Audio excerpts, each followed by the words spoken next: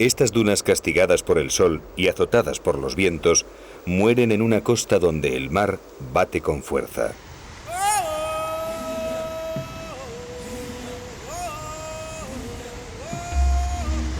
Durante siglos, los navegantes que hacían las rutas comerciales entre Europa y las Indias Orientales las temieron, respetaron y sobre todo las evitaron.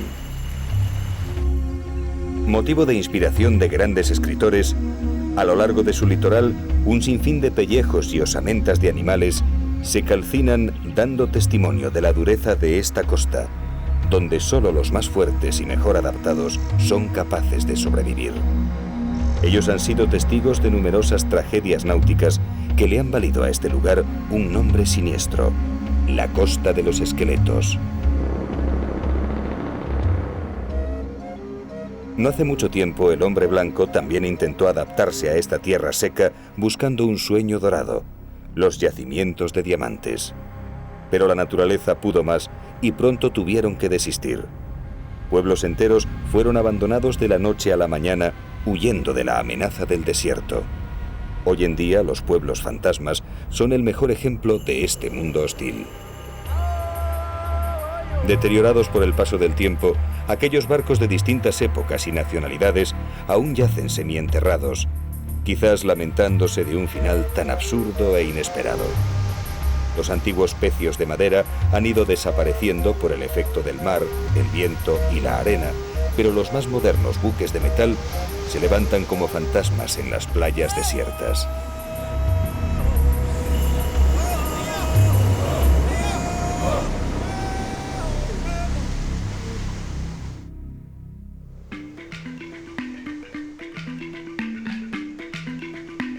La Costa de los Esqueletos marca el límite de un desierto que se extiende por una estrecha franja de no más de 200 kilómetros de ancho desde el sur de Angola hasta el río Orange, frontera con Sudáfrica. Como un cinturón costero, las dunas y rocas del desierto del Namib cubren 250.000 kilómetros cuadrados a lo largo de los más de 2.000 kilómetros del litoral atlántico de Namibia.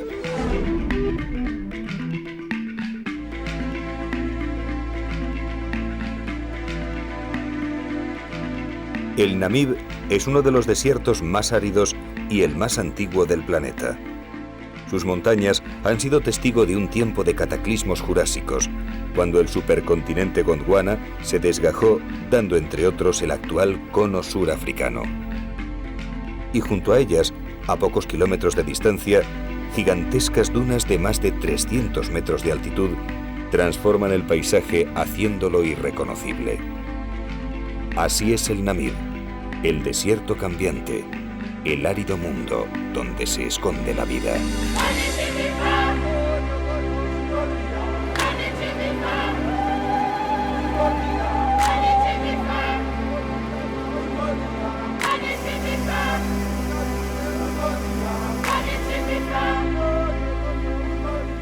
Desde el aire, esta masa de arena anaranjada parece no tener fin.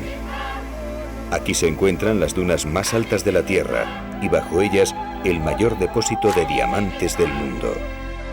Es un espectáculo único que solo la naturaleza es capaz de ofrecer.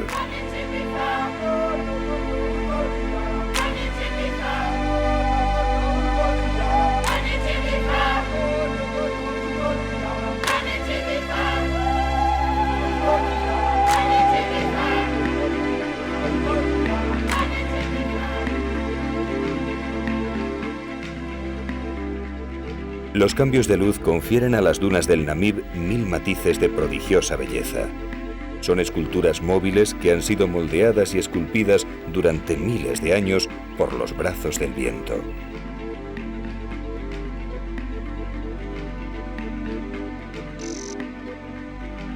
Los ríos subterráneos proporcionan el sustento para que alguna acacia se aferre a un verde inadecuado en la sinfonía de crudos colores que adornan el paisaje.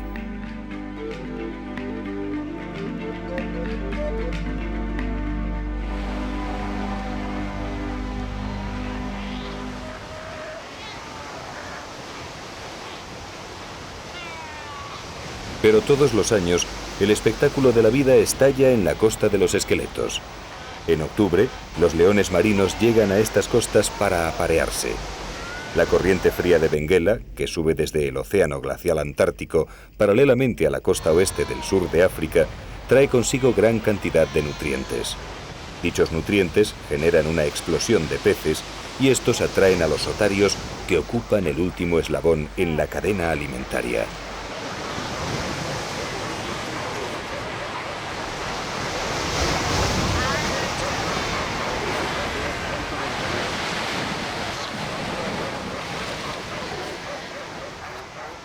En Cabo Cross se encuentra la colonia más numerosa y en esta época se llegan a concentrar más de 100.000 leones marinos. Fuera del periodo de apareamiento apenas se ven machos. Estos comienzan a llegar a finales de octubre para marcar sus territorios. Llegan bien alimentados, alcanzando los 400 kilos de peso.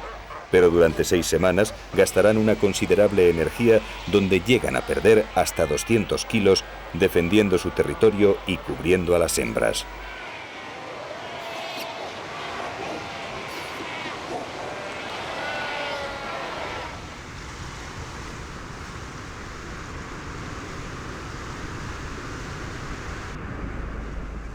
El primer europeo que pisó esta costa fue el portugués Diego Cao en 1486. Un año más tarde, otro navegante portugués, Bartolomé Díaz, buscando protección de una tormenta, se adentró con sus 3 naves al interior de una bahía a la que bautizó como Bahía de las Vueltas, por todas las que tuvo que dar antes de alcanzar tierra.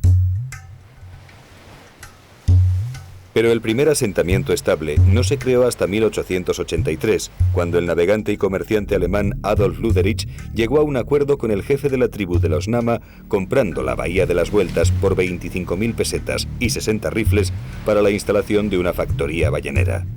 Unos meses más tarde, el canciller Bismarck proclama a Namibia como protectorado del Imperio Alemán. En 1904 estalla la guerra entre los Nama y los alemanes y Luderich se convierte en una prisión de guerra.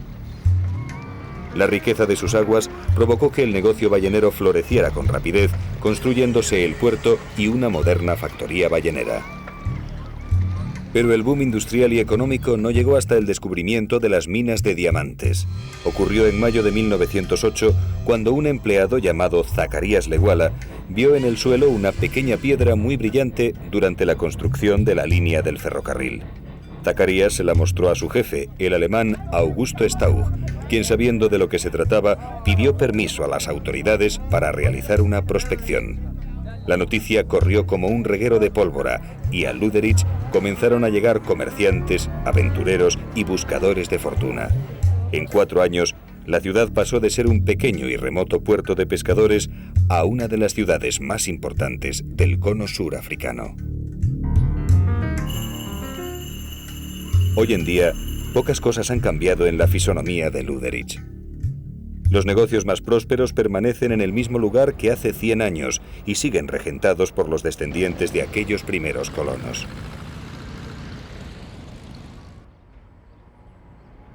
Y la ciudad, aunque un poco más cambiada, continúa manteniendo esa atmósfera de ciudad fronteriza y apartada.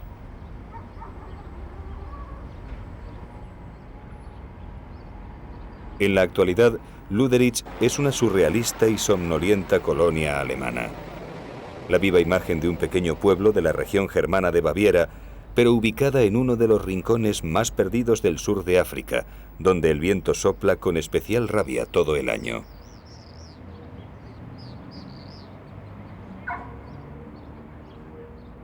El ferrocarril desapareció hace tiempo, pero una magnífica carretera la mantiene conectada con el mundo exterior.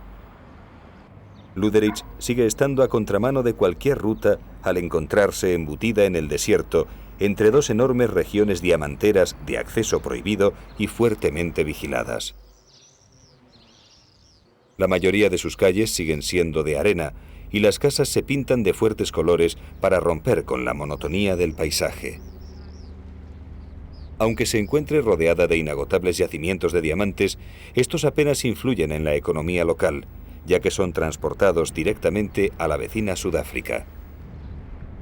Pero Luderich mantiene su prosperidad con el mismo negocio que la vio nacer: la pesca.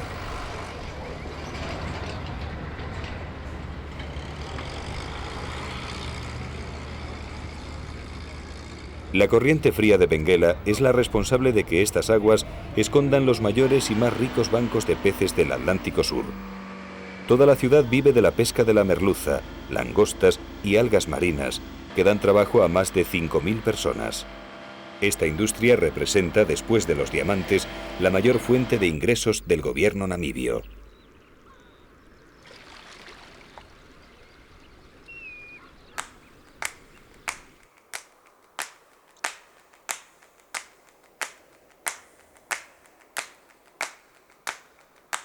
Pero mucho antes de la llegada del hombre blanco, un pueblo nómada que se extendía por casi todo el continente buscó refugio en los desiertos del Namib y del Kalahari. Eran probablemente los últimos residuos de una población de cazadores que fueron perseguidos y desplazados por tribus bantúes procedentes del norte. Aquellos que no lograron alcanzar el desierto fueron exterminados o esclavizados, primero por los propios bantúes y hotentotes, y más tarde por los conquistadores europeos, quienes los llamaron despectivamente bosquimanos.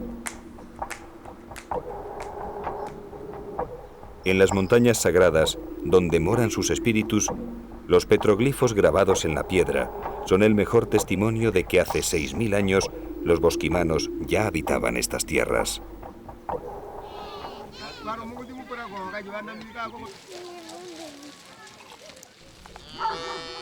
En la actualidad, la mayoría de los 100.000 bosquimanos que habitan en el desierto del Kalahari viven confinados en apartados guetos y en condiciones infrahumanas. Gran parte de su riqueza cultural ha desaparecido. Apenas cazan, subsistiendo de las míseras ayudas que reciben del gobierno. El índice de alcoholismo es muy elevado. Esta es su única salida para matar el tiempo. Las autoridades intentan introducir la ganadería y la agricultura, pero para un pueblo que desde hace 20.000 años es cazador y recolector, le resulta muy difícil asimilar este cambio de vida. Algunos trabajan para los blancos y para las tribus vecinas como cazadores, labradores y ganaderos en régimen de semiesclavitud, a cambio de comida, ropa y tabaco. Históricamente, sus tribus vecinas los han considerado unos parias sin derechos. Desde 1992, Amnistía Internacional viene denunciando los abusos y torturas que sufren a manos de los militares, y aunque poco a poco la situación va mejorando, para un país como Botswana, que en 1998 se situó en el primer lugar de la lista de los países con mayor crecimiento económico, los bosquimanos representan una imagen de pobreza y subdesarrollo que hay que eliminar.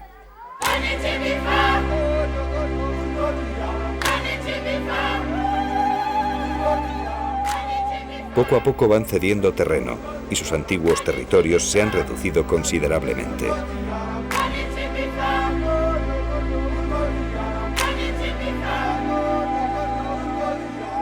Pero por fortuna todavía quedan familias que se resisten a perder su cultura y sus tradiciones, intentando sobrevivir en los lugares más remotos del Kalahari.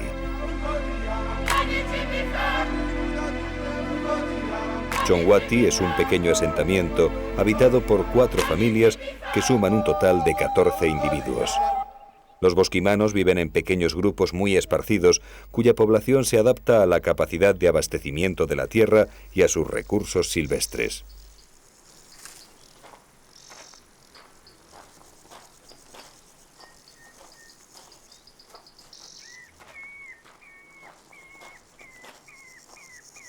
Kushai, Samgao, Tuka y Bo son los cabeza de familia de Chongwati. Hace varios días que se les acabó la carne, la base de su dieta alimentaria, y han decidido salir a los alrededores del poblado para intentar atrapar alguna liebre. Política y socialmente, los bosquimanos se organizan en bandas sin jefatura definida, aunque la autoridad recae en el mayor o en el más hábil de sus miembros activos. Cada banda está formada por un grupo de cazadores, por lo general emparentados, más sus mujeres y sus hijos. Normalmente la banda se mueve en un territorio del que no suele salir, es su coto de caza, y aunque no tiene límites bien definidos, las otras bandas nunca entrarán, así que nadie tiene la necesidad de defenderlos, ni las bandas vecinas la obligación de respetarlos. La técnica que utilizan para atrapar a las liebres es sencilla, pero muy ingeniosa. Su única herramienta es una vara larga y muy flexible, con un gancho en uno de sus extremos, que van metiendo en el interior de la madriguera. Cuando han acabado de introducirla, se la pegan a la mejilla para sentir si hay vibraciones, y si las hay, es que algún roedor ha quedado enganchado en el anzuelo.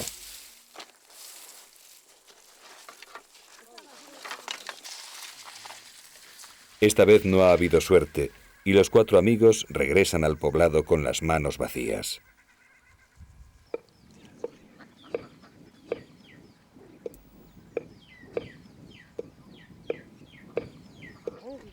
La fuerte sequía hace que la situación sea desesperante. Lo único que les queda para comer es mijo, del que fabrican un pan que apenas les aporta energía.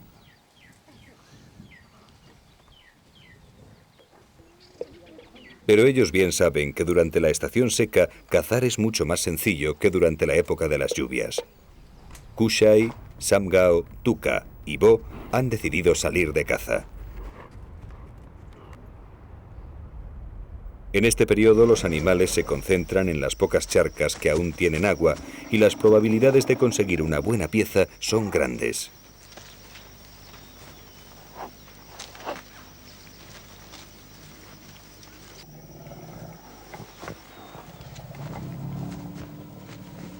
Namibia es uno de los países africanos más ricos en vida salvaje. Solo en el Parque Nacional de Etosha, el más grande del país, con una superficie similar a Bélgica, viven 114 especies de mamíferos y 340 de aves. El calor aprieta con fuerza y los grandes paquidermos tienen prisa por alcanzar el agua.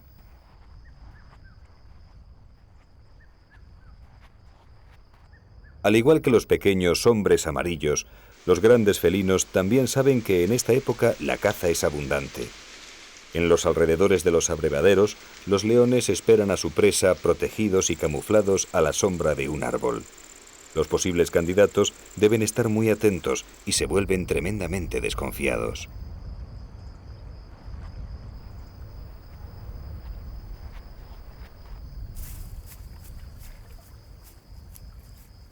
En diciembre comenzarán a caer las primeras lluvias que no se interrumpirán hasta finales de marzo. Durante estos meses, un verde y tupido manto de hierba cubrirá este enorme secarral. Los mamíferos se dispersarán y comenzarán a parir, y la vida de nuevo llegará a Etosha. Pero mientras tanto, todos deben aferrarse a su más preciada fuente de supervivencia, el agua.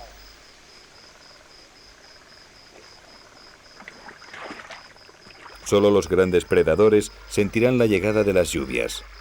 Entonces Etosha se convierte en un gran lodazal y dar caza a una presa en estas condiciones supone un esfuerzo agotador.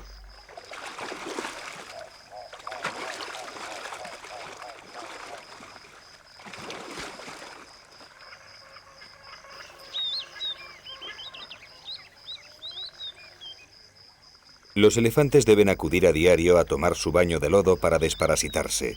Ellos son los amos del lugar, y cuando llegan a la charca, los demás animales saben que deben retirarse. Los bosquimanos también los temen y respetan, y en las cacerías siempre tratarán de evitarlos.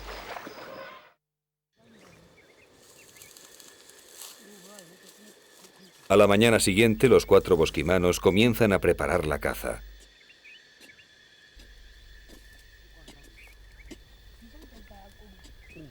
Su arma más poderosa se encuentra escondida bajo tierra. Ayudados de barras metálicas conseguidas por intercambio con tribus vecinas, van cavando agujeros buscando unas esferas diminutas de aspecto cerámico. No son fáciles de encontrar y la búsqueda requiere su tiempo. Para la preparación del veneno son necesarias al menos 10 de estas bolitas.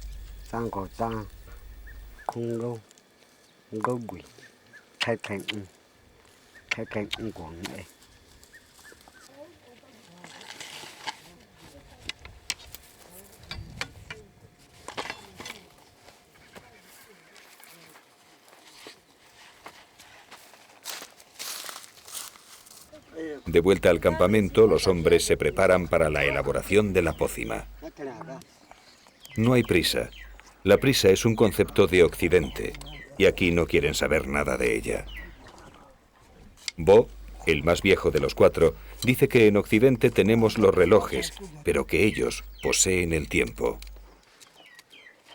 El primer paso es raspar y luego machacar hasta convertirlo en un fino polvo, la semilla del camungarunga, un árbol endémico del desierto del Kalahari.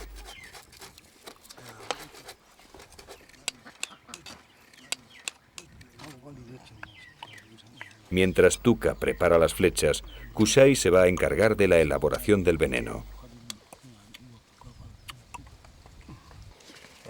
Sus expertas manos van extrayendo las pequeñas larvas.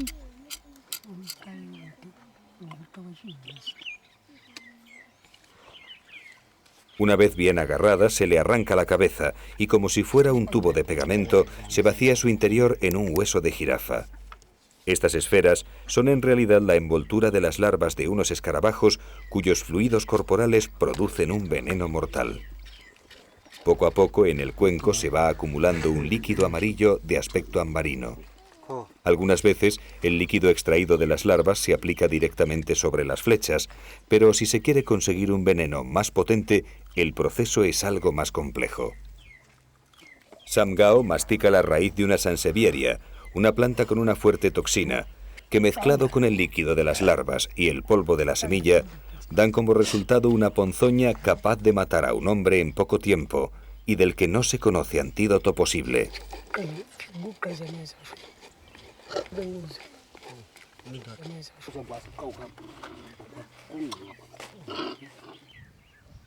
Con el veneno listo, ya solo queda untar las flechas. Cada cazador impregna concienzudamente los dardos, teniendo mucho cuidado de que la sustancia no entre en contacto con las heridas que tienen en su cuerpo. Esta circunstancia les podría causar graves problemas e incluso la muerte.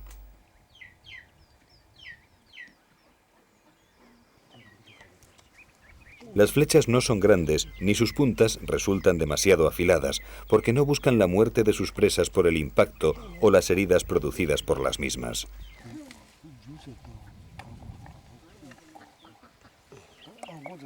Las pequeñas puntas de metal son suficientemente fuertes como para hacer una pequeña herida al animal, y el veneno hará el resto del trabajo.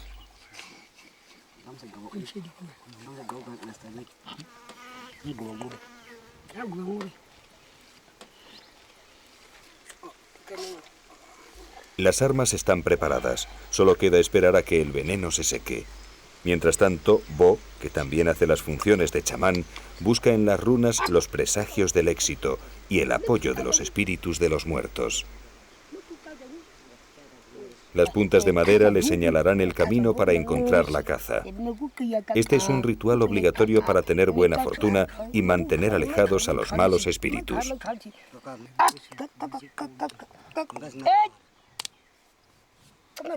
Kotoke, dime, ¿dónde se encuentra la caza? Las puntas señalan hacia donde se pone el sol. Allí están las cebras y los kudus.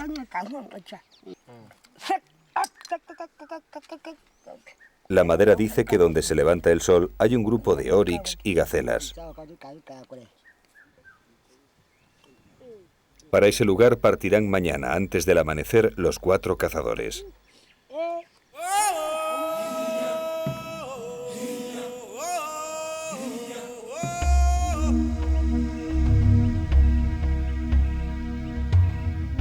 ...700 kilómetros al noroeste de Chongwati, en una remota y montañosa región llamada Khao Koland, se extiende un territorio semiárido donde una tribu ganadera se ha asentado de forma permanente.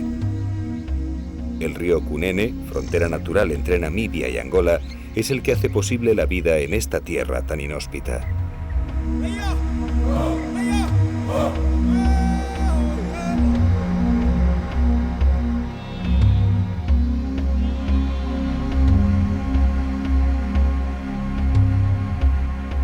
Los Himbas forman una de las tribus más interesantes y, sobre todo, mejor conservadas del continente. Tienen la reputación de ser los pastores más competentes de África y, aunque son conocidos por su maestría en el pastoreo, su éxito no radica solo en el conocimiento del ganado, sino en su organización y sus relaciones sociales, como reconocen ellos mismos en muchos de sus viejos proverbios. No empieces la cría con animales, empieza con personas, porque el que tenga gente nunca morirá. La sociedad Himba está organizada según el principio de doble descendencia.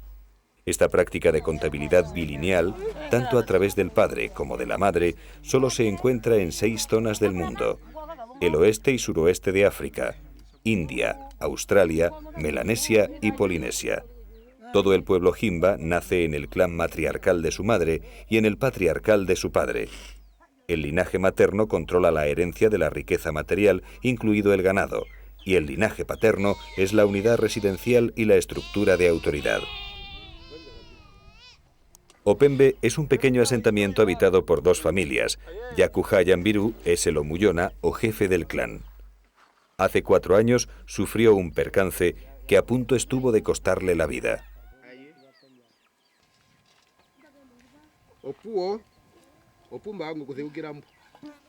Era la época de lluvias. Nos encontrábamos al pie de las montañas de Omusati, guiando al ganado hacia las tierras altas.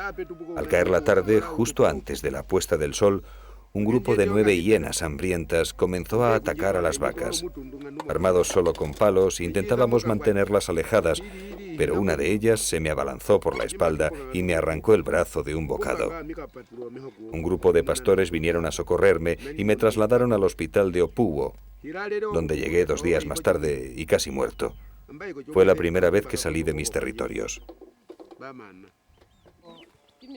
Yakuja está casado con Wazindi Kirua y juntos han tenido 3 hijos.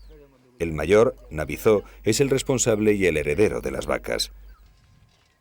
El hijo pequeño se llama Kama Iguan y él es el encargado de cuidar las cabras. Y por último, Komané, la única hija del matrimonio.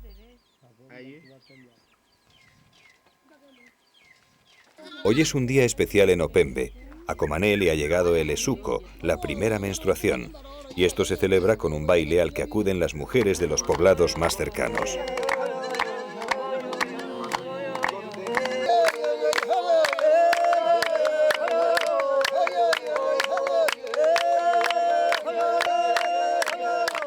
Con la llegada del esuko, su padre le quitará los brazaletes y las tobilleras hechas de fibras vegetales. Luego le cortará las trenzas de niña y le pondrá el ekori, el tocado de mujer. A partir de ahora, Komané está en condiciones de casarse y son sus padres los que decidirán quién será su futuro esposo.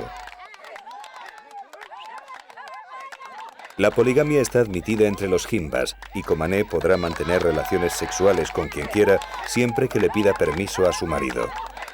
Pero para la mujer es importante ser la primera esposa, pues conservará ciertos privilegios que le realzan su dignidad, como por ejemplo cuidar del fuego sagrado.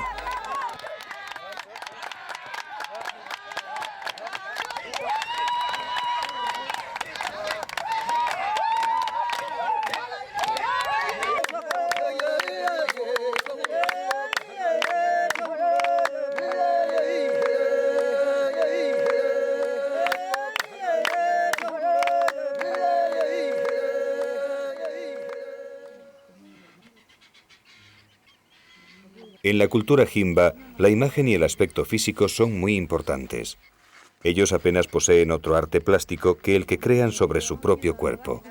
No pintan ni moldean esculturas, pero sí dedican bastante tiempo a embellecerse.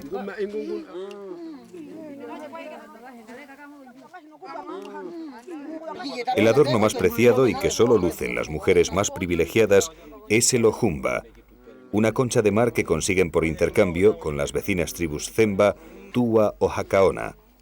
Una buena concha cónica puede llegar a costar un buey.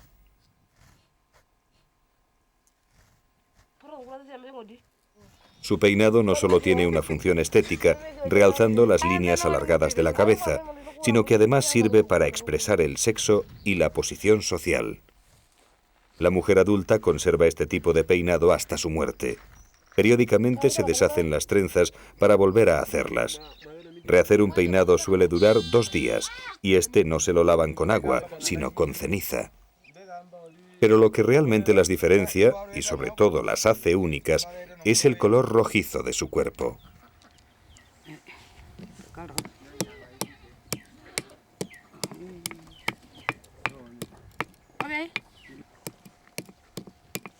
Este proviene de un tinte que las mujeres se dan con frecuencia y que obtienen machacando unas piedras muy valiosas con un componente férrico al que llaman orquídea maui.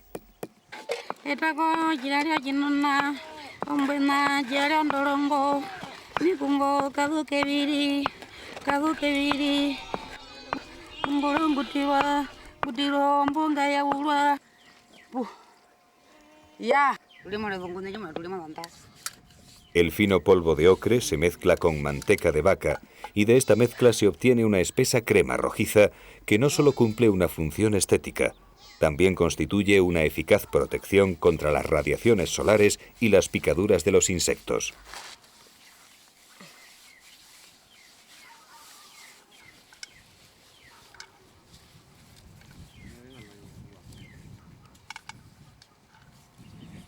Este es su único aseo diario. De hecho, las mujeres solo se bañan en el río una vez en su vida, el día antes de casarse.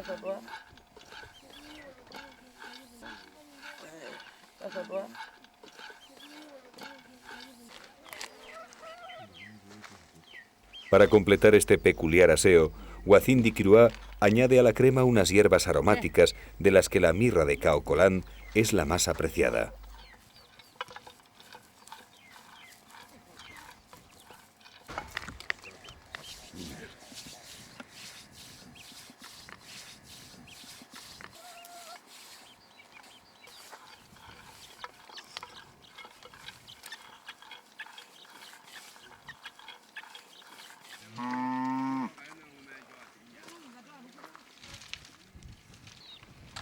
Para los Himba solo hay una cosa más importante que su belleza corporal, el ganado. La ganadería constituye el factor principal de su economía y ellos viven con pasión y rivalidad esta actividad que traspasa los límites de lo económico para afectar a esferas de la vida política, religiosa y social.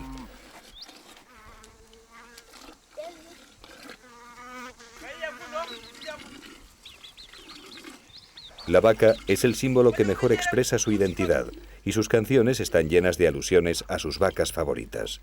De ellas consiguen todo lo necesario para vivir. La leche batida es la base de su alimentación y de ella extraen la manteca para la elaboración del tinte. Con su piel se visten y con sus excrementos construyen las chozas. Construir y reparar la casa es tradicionalmente, al igual que ordeñar las vacas, trabajo de la mujer. Ella debe buscar y preparar los elementos precisos con los que levantarla. Para ello se necesitan 4 materiales: ramas flexibles del árbol homutati, estiércol fresco de vaca, arena arcillosa y cuerdas fabricadas con fibras de corteza.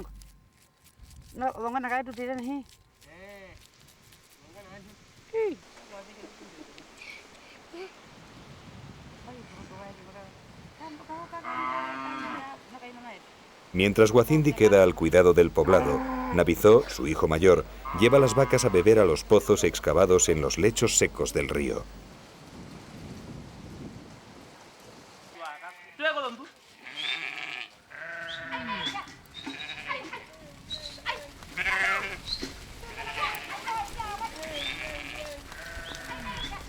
En la estación seca, el agua es muy escasa, por lo que todos los pastores coinciden en el mismo lugar. Las vacas tienen preferencia sobre las cabras y éstas deben permanecer juntas para que no se mezclen con las de otro clan. Pero todas quieren beber a la vez y es entonces cuando se organiza un descontrol absoluto.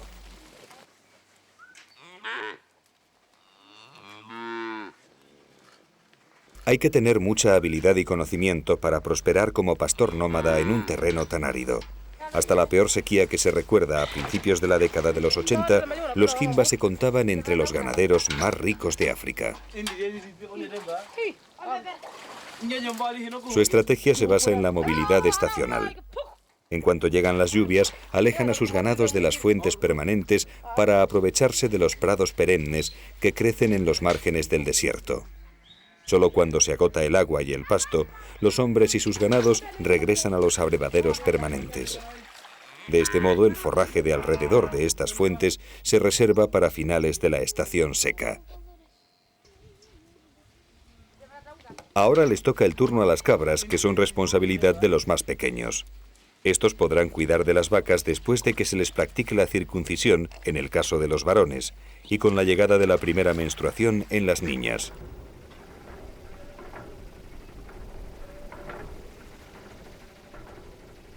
En las zonas más próximas al desierto del Namib, el gobierno ha construido molinos de viento para favorecer su sedentarismo.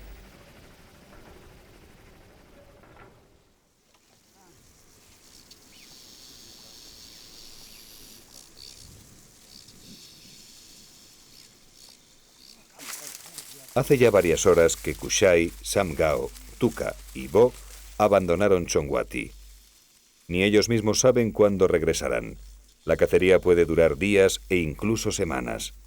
Sin embargo, solo portan lo estrictamente necesario: el arco, las flechas, las barras de hierro, un cuchillo, los utensilios para hacer fuego y tabaco. Todo lo demás lo irán consiguiendo por el camino, pero esto no supone ningún problema. Nadie sabe sobrevivir mejor en una tierra tan pobre como lo hacen ellos. En el suelo seco de sus territorios, estos pequeños hombrecillos saben leer mensajes que les llevan a recolectar cuanto necesitan. Para combatir la ausencia de agua, los hombres conocen varios remedios. El koa es uno de ellos y reside oculto en el interior de la tierra. Se trata de un bulbo carnoso que guarda en sus raíces un líquido amargo con el que se lavan y refrescan en las tórridas llanuras del desierto.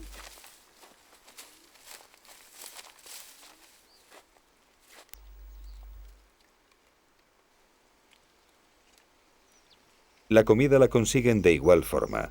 A Samgao y Tuka les gusta mucho el chui, una frutilla muy dulce que les aporta mucha energía. Cada vez que se topan con uno de estos arbustos, no paran de comer hasta que no queda ni un solo chui.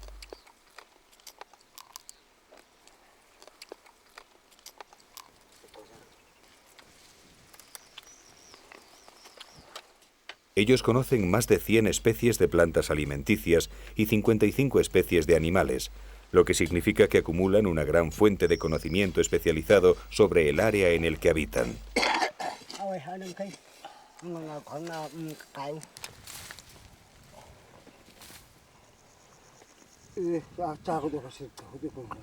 De todas las plantas comestibles, la que ellos más aprecian es el güe, una especie de boniato insípido, pero con una alta concentración de agua.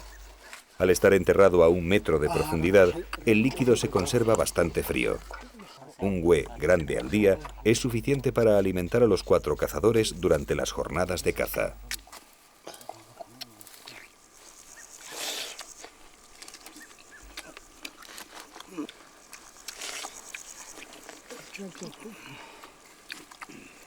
La recolección es principalmente tarea de las mujeres, cuyo trabajo les proporciona igualdad de estatus con respecto a los hombres para tomar decisiones.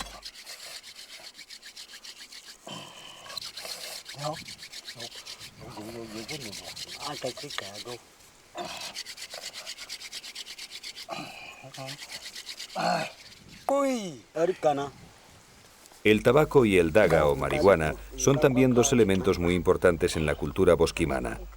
En la actualidad el daga ya prácticamente no lo fuman, mientras que el tabaco lo obtienen por intercambio con la tribu de los Herero. Tanto hombres como mujeres son unos empedernidos fumadores.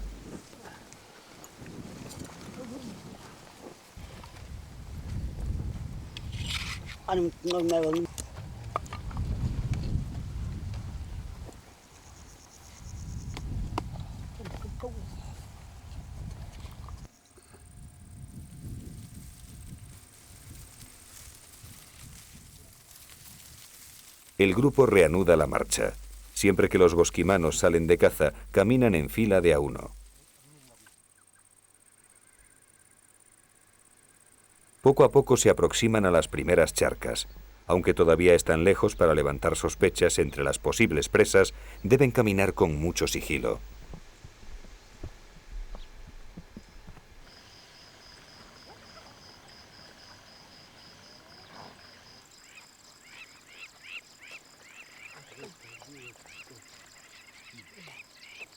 Kushai es el que mejor vista tiene de los 4.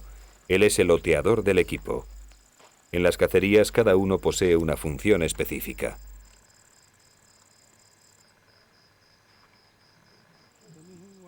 Tuca es el mejor cazador. Él debe ser quien mate al animal y sobre él recae la responsabilidad de que la caza sea un éxito o un fracaso. A partir de ahora, él tomará el mando de la operación.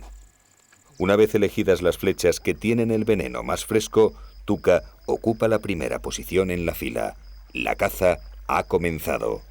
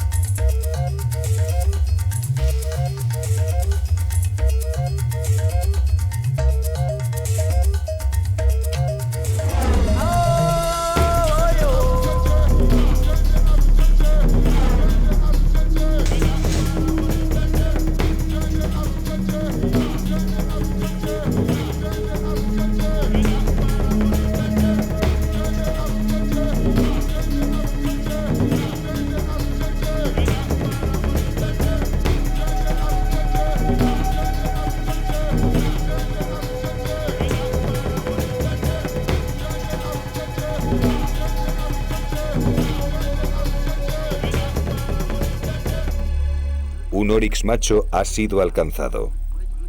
A partir de ahora hay que tener paciencia y no perder la pista del animal herido. Si la flecha ha alcanzado una zona sensible como el cuello o los pulmones, el oryx caerá muerto en cuestión de horas, pero si no es así, la lenta persecución puede prolongarse varios días. Bo entra en escena. Él es uno de los mejores rastreadores del Kalahari. No en vano, Bo fue reclutado por las Fuerzas Armadas sudafricanas para encontrar el rastro de los rebeldes del SWAPO, la guerrilla namibia que a finales de los 80 luchó por la independencia del país.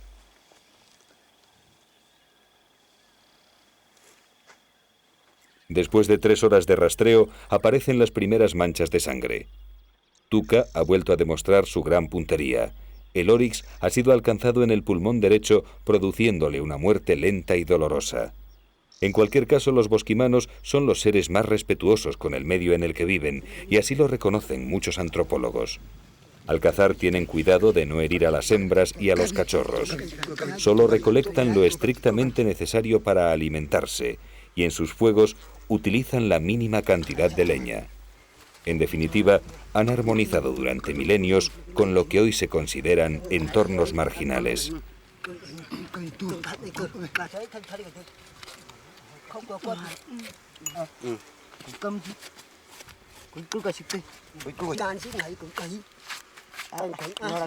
El despiece se ha de hacer con rapidez. Las peligrosas hienas pueden estar merodeando por el lugar. Ellos no conocen la historia del jefe Himba Yakuhayan Birú, pero seguro que no les gustaría verse en una situación parecida.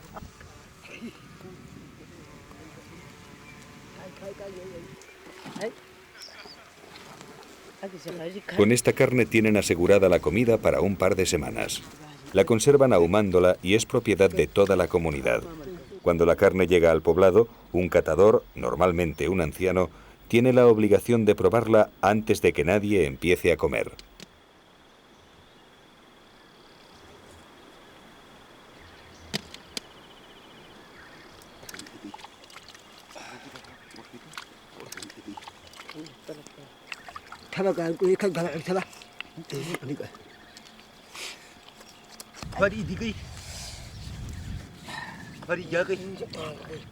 Una vez que se le han extraído las vísceras, la sangre se va depositando en un agujero hecho en la arena. A los bosquimanos les gusta darse baños de sangre, y esto no es ningún ritual. Simplemente se están lavando. Es un ejemplo más de la adaptación del ser humano al desierto.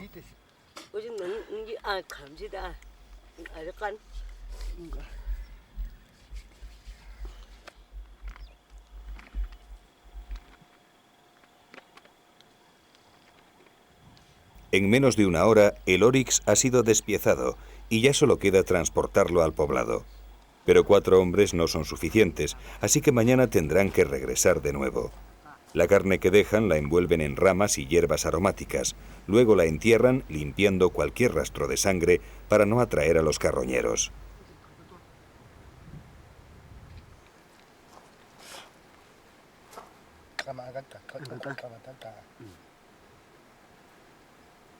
Cuando los bosquimanos salen de recolección, aprovechan para ir depositando en diferentes lugares de su territorio reservas de agua que luego van consumiendo durante las jornadas de caza.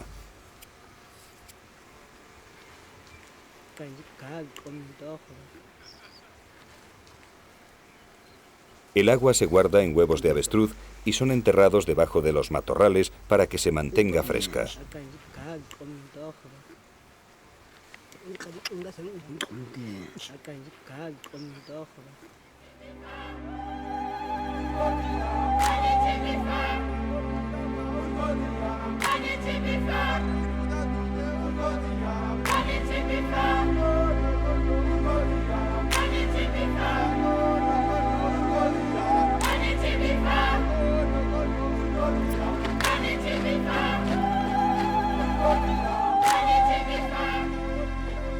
En el poblado de Opembe, el día va tocando a su fin. Huacindi Kiruá prepara la cena, leche batida. Aunque los jimbas podrían comer carne todos los días, solo lo hacen en ocasiones muy especiales. El ganado es su única riqueza que hay que seguir aumentando para asegurar el bienestar económico y social de los hijos.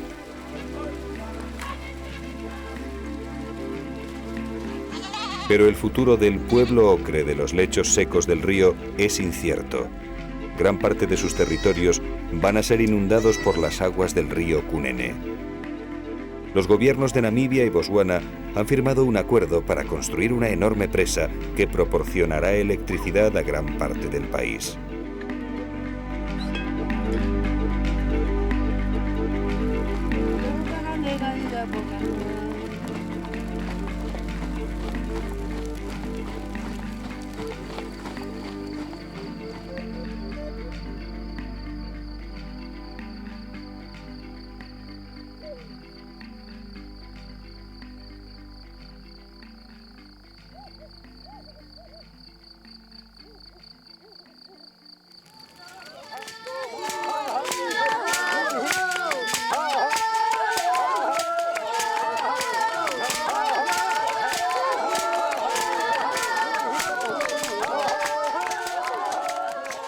En el poblado de Chongwati, Kushai, Samgao, Tuka y Bo se reúnen con su familia en torno al fuego sagrado. Con esta danza agradecen a los buenos espíritus el éxito de la caza y la abundancia de comida.